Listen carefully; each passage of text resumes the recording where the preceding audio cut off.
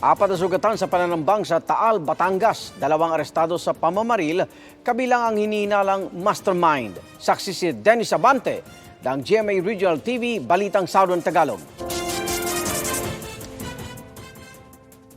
Sa CCTV na ito sa bahagi ng Barangay Poblacion Zone 5 sa Taal, Batangas, makikita ang 2 lalaki na tila pabalik-balik at may hinihintay. Ilang minuto lang, dumating ang isang itim na pickup truck na pinagbabaril ng 2 lalaki.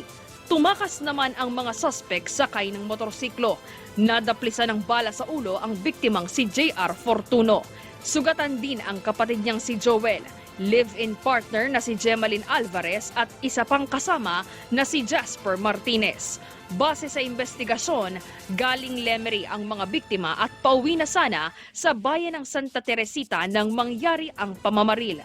Sa tulong ng backtracking sa mga kuha ng CCTV, nahuli ang isa sa mga gunman na si Jason Rayo at ang umano'y mastermind na si Romer Atienza.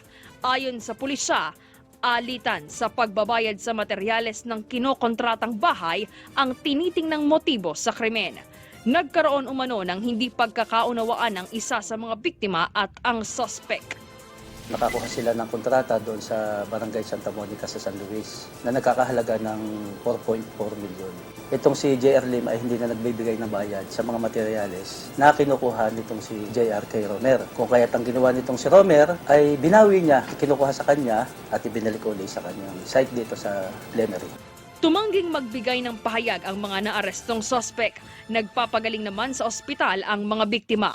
Para sa GMA Regional TV, Balitang Southern Tagalog at GMA Integrated News, Denise Abante, ang inyong saksi.